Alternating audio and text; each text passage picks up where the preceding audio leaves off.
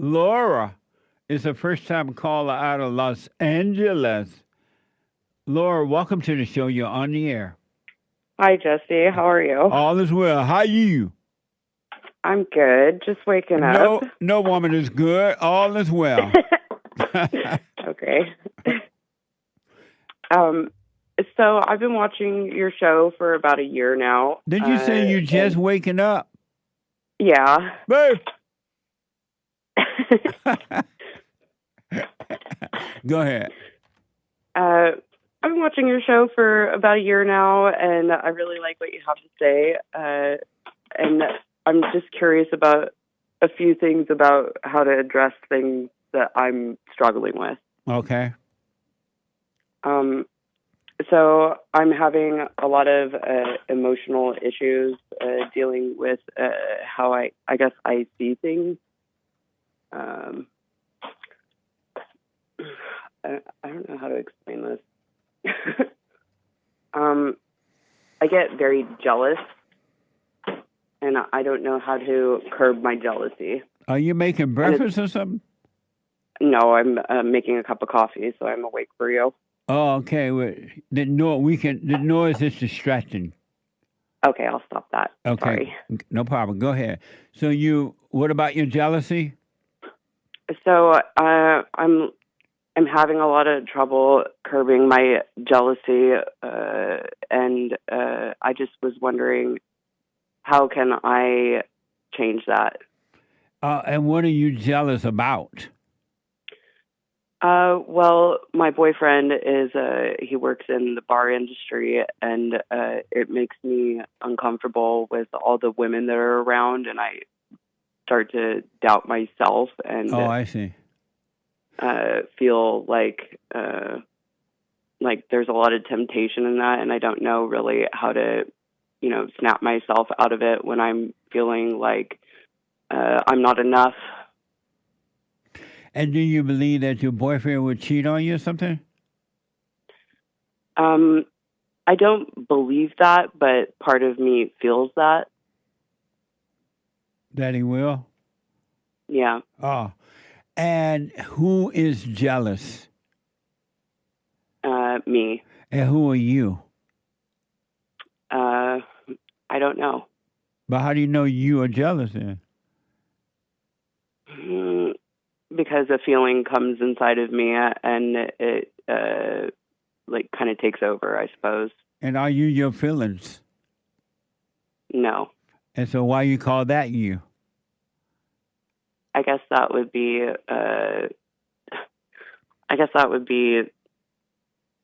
evil. And why do you call evil you? You're right, it's not me. No, that was a question. I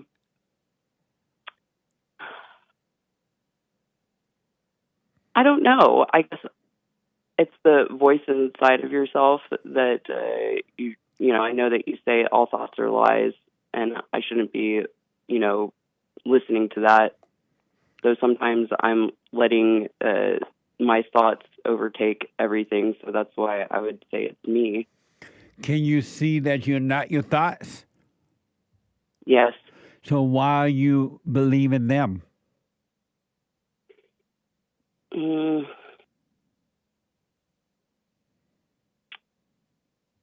I guess because in my life I've just depended on myself to, come up with conclusions after what I've seen. And what self have you depended on? Can you elaborate on that? You said I have depended on myself to come up with conclusions. What self? Who have you depended on?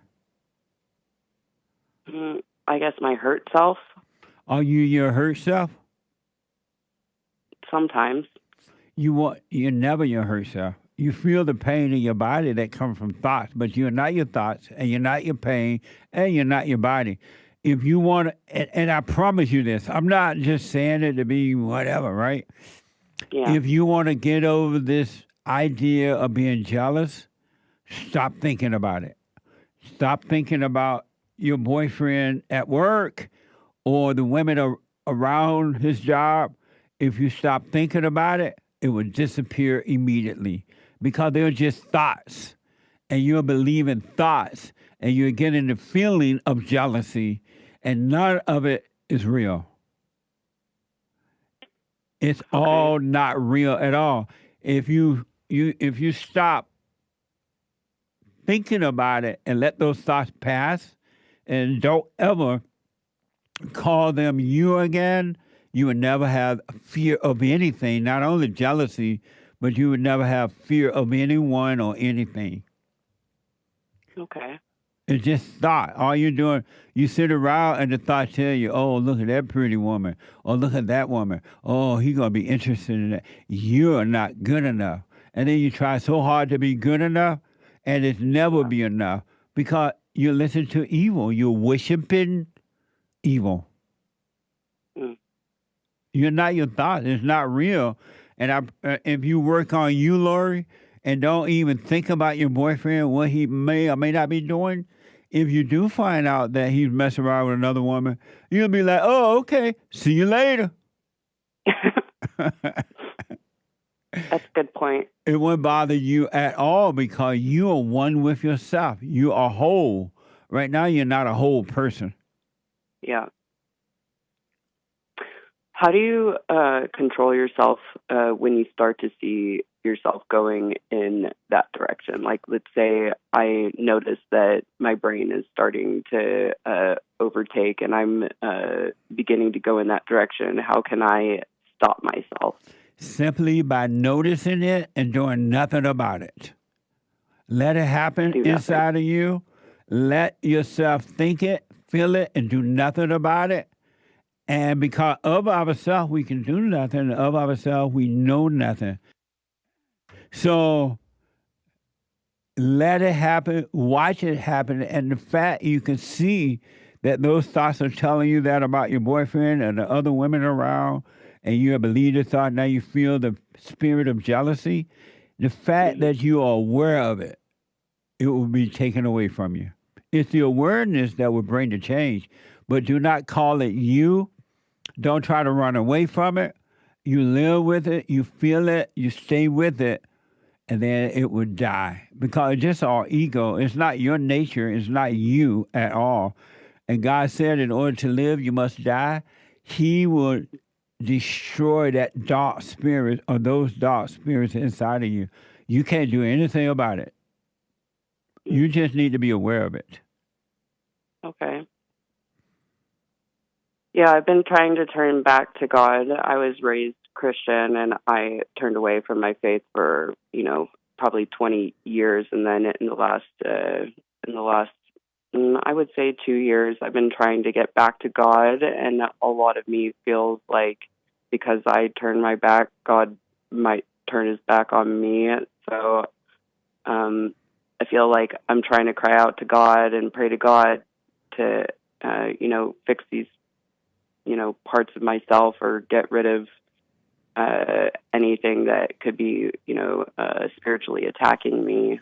And so I'm having a hard time reconnecting with God and letting God back in and just trusting that God has me. Well, so I think that, you've never turned your back on God. You've never been connected to God. The last time you were connected to God when you were a little baby before your mama traumatized you. And but you've never turned your back on him. Your back was turned when you were a kid. And God would never, ever, ever, ever, ever, but never, no such thing as God turning his back on you, because God knows that it's not you that doing the things that you have done or thinking the way that you're thinking. So even when you were a little old Christian years ago, it was fake. But you have never turned your back on God, and he's never turned. You were forced to turn away from him by your mother when she turned you away from your father, your earthly father. And the problem now is you're yearning for the Father to return to the Father. And the way you return to the Father is by forgiving your mother for turning you away from the Father. because when she turned you away from your earthly father, she turned you away from God. And so you're just Yeah. lost out in the wilderness right now. And that longing for your boyfriend and all that kind of mess, looking for love, is really looking for the love of a father. Yeah. Have you gone and forgiven your mother? No, I'm afraid to do it, to be honest. I've been really thinking about it a lot and wanting to do it, but because of my relationship with my family, it's something that's really has a lot of fear inside of me to call both of them up and talk to them about it, because I think that my mom's not going to understand it. So maybe if you could give me some advice on how to have an opening conversation about that so that she doesn't freak out on me. Why do you need her to understand it? You understand you need to forgive, right? Yeah. That's the understanding you need. You don't need her to understand it at all. And however she acts is on her. That is her life, is her hell.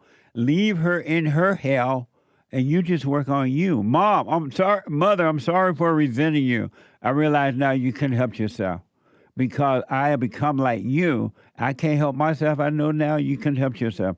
I'm sorry for being mad at you. And if she yell, scream, or pretend not to understand it or understand it, that's fine. That's on her. God will forgive you when you apologize for judging her. Mm. You don't need anything from your mother Mm. or your father. Okay. Yeah. So whatever they say or do, you just watch them like you're watching a movie, knowing that they don't want, if they, however they act, is on them. They don't want to admit they're wrong, whatever. They have a right not to admit they're wrong. You have a right to admit you're wrong for judging. Mm. Because your mother has done to you what her mother did to her. Mm. And the fear that you are feeling, are you your fear? Are you the fear? No, I'm not the fear. So here's what I recommend with all things emotional and mental.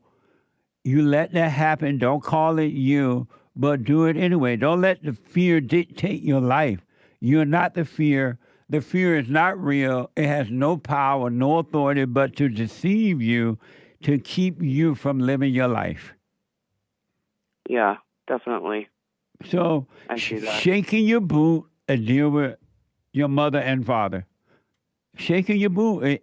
You know you're shaking. They don't know you're shaking. I am. Yeah. But they know you're shaking. So shake, and you'll see that God is with you. You'll be fine. Okay. I will. I will do that. Are you doing the silent prayer? I do it sometimes. I need to do it more. If you want life, you're going to have to practice being present. Instead of lost in your head, thinking about your boyfriend at work, how mean your mama is, or somebody else, or what other people think about you. Or you got to get away from thinking, and you can only do that by being present rather than thinking about the past or the future. Right. Okay. Yeah, I do need to be more present. You're right. And the more you practice being present, the freer you will become because you're going to see reality. Reality is in the present, not in the past or the future. Evil and deception is in the past or the future. Reality, the truth is in the now. It's right here, right now. Right. And so the next time the thought comes about your boyfriend, let's say you're at his job, I don't know where, but you're at his job, and those women be looking at him and rolling their eyes, and they want him. And say, oh, look, those women want him. You watch that thought, let it pass. Don't act on it, don't call it you. And you'll see they will have to leave you. Mm. You're right. I do notice when I've dealt with it like that, it tends to just go by.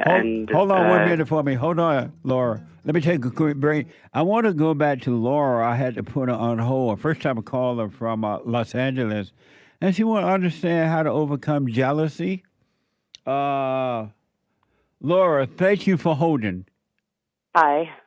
Any other question? Yeah. When I find myself getting into a really emotional state sometimes, and it's like too much to handle. So I'm curious how you can overcome when you're in an extreme emotional state. How can I get control of myself in that moment? Let it happen. Live with it. Let it happen. God is trying to save you from that. Those are evil spirits because you can't have the emotions unless you have the thoughts. And so Mm. just realize I'm in a thought and I believe the thought and I'm feeling it. The emotions are bad. We had our fellowship yesterday. Every Sunday we have Mm. fellowship, and we had amazing fellowship. And I asked the congregation, if you had a fresh glass of water sitting in front of you and another glass of water with poison in it, which one would you choose? The fresh water, And why? because I know it's good for me and I'm not going to die.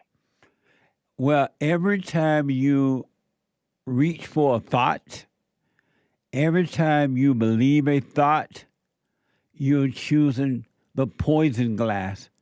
Thoughts Mm. thoughts are poison, and every time you reach for one, you're dying. Dead Mm. people reach for thoughts, and they stay dead and they die. So you got to stop reaching for the poison. Thoughts are poison. So stop believing them, stop calling them you, stop reaching for them. Human beings reach for one thought as another thought, and they don't see that the thoughts are setting them up. They're not improving at all. They're just making things worse. Stop reaching for the glass with the poison in it. Okay. That's a great analogy. I Just like that. yeah, just remember every time you believe a thought or you look for another thought, you're reaching for the poison. You're literally killing yourself. People who live in thoughts or by thoughts or believe thoughts are dead. They're walking dead. Their Mm. eyes are open, but they're dead. They're dead to life. Yeah. We have to live, if you want real life, you got to live a no thinking life. You got to Yeah. stop thinking. It's so hard for me, I mean, you're absolutely right, but it's, because I'm so used to listening to my thoughts and, being told that, you need to think about things and all of that, so that it's like when it comes to that, there's a part of my brain that's like, no, you're supposed to think. So I think that's a challenge, is breaking down what I've taught myself or been taught throughout my Yeah, life. yeah.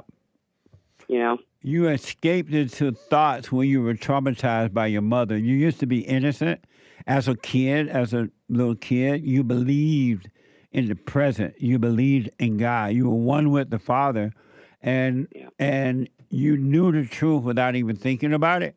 But then when your mother traumatized you, you escaped into your imagination trying to survive, and you forgot about the truth, and you only know the lie.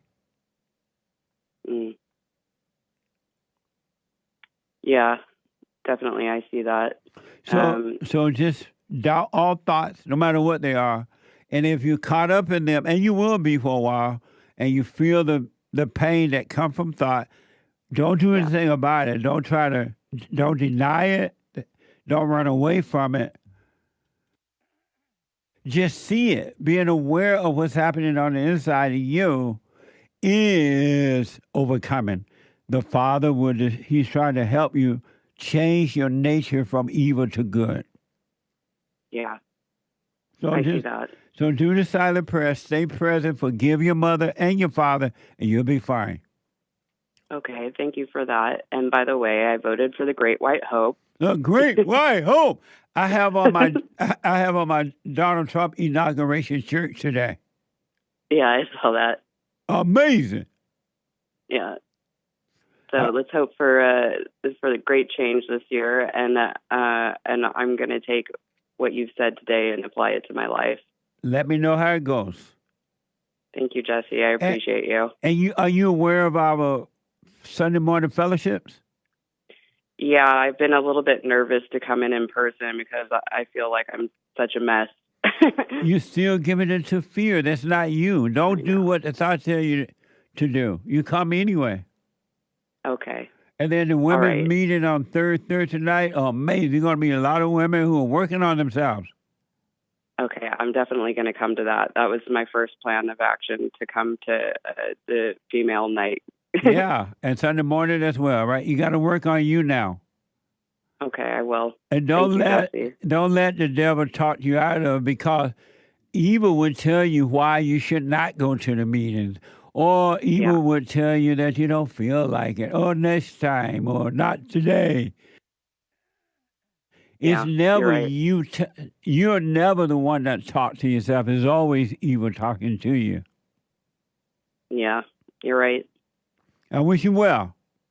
Thank you. I wish you well too. Have a great week. You too. Take Amazing. Bye now.